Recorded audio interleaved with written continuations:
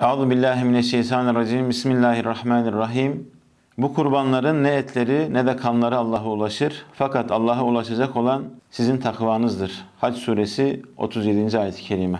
Allah'a teslimiyetin sembolü, ona itaat ve sadakatin en somut tezahürü olan kurban, bizleri Rabbimize yakınlaştıracak ve iyiliğe ulaştıracak müstesna bir ibadettir. Kurban Bayramı ise bu ibadetimizin kabulü için duyduğumuz arzunun ve Cenab-ı Mevla'ya kurbiyetimize dair beslediğimiz umudun bayramıdır. Allah kurban kesme emriyle kullarını imtihan etmekte, onların takvalarını, ilahi emre itaatteki titizliklerini, Allah'a yakınlık derecelerini ölçmektedir.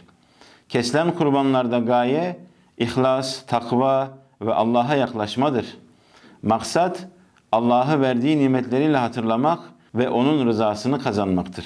Kurban Bayramı, getirdiğimiz tekbirlerle, tehlillerle, tesbih ve telbiyelerle bize tevhid şuurunu aşılayan, benliğimizi yenileyen, nefsimizi ezen, imanımızı coşturan kutlu günlerin adıdır.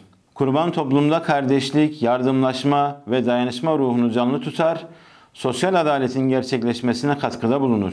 Elbette Kurban Bayramı sadece kurbanların kesilerek etlerin paylaşılmasından ibaret değildir.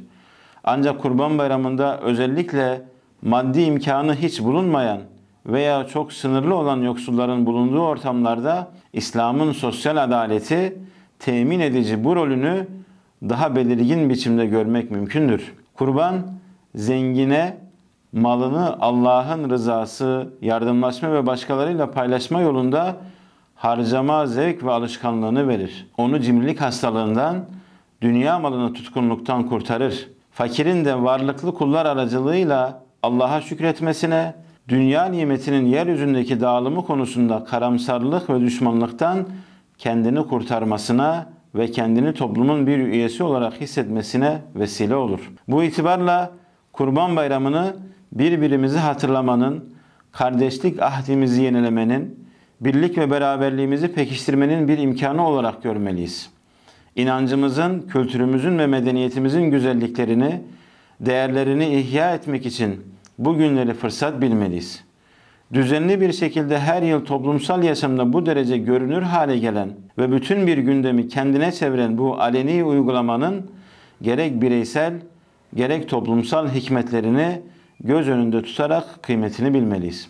O halde öncelikle bizi sayısız nimetler içerisinde bugüne kavuşturduğu için Rabbimize hamd edelim. Bizlere bayram sevinci yaşattığı için şükrümüzü dile getirelim.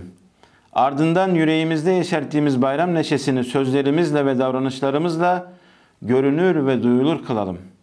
Bayramı ailemizin ve özellikle çocuklarımızın zihinlerinde unutulmaz bir hatıraya dönüştürelim. Yolumuzu gözleyen, sesimizi özleyen, başta anne babalarımız olmak üzere aile büyüklerimizin, akrabalarımızın, dostlarımızın ve komşularımızın da bayram sevinci olalım.